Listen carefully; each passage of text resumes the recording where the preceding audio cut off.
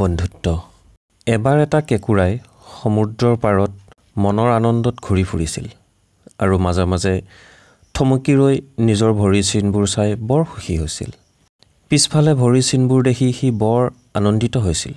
হঠাৎ এটা ডাঙৰ ঢৌ আহি তাৰ সকলো ভৰিৰ চিনবোৰ ধুই পেলালে। এই দেখি কেঁকুৰাটোৰ খং উঠিল।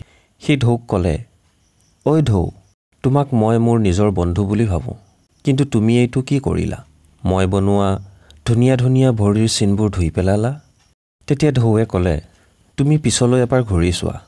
তোমালোকৰ ভৰিৰ চিনবোৰ দেখি সৌ মাছমৰীয়াবোৰ আগুৱাই আহিছে তোমালোকক ধৰিবলৈ। হে বন্ধু, মই তোমাৰ ভৰিৰ চিনবোৰ ঢাকি দিছোঁ যাতে সিহঁতে তোমাক ধৰিব নোৱাৰে।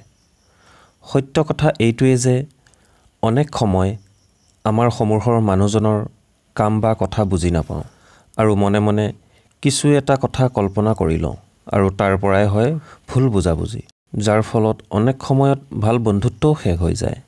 বন্ধুসকল, আমাৰ মনত কোনো কল্পনা নোহোৱাকৈ সন্মুখৰ ব্যক্তিজনৰ লগত আলোচনা কৰিহে যিকোনো এটা সিদ্ধান্তত উপনীত হোৱা উচিত।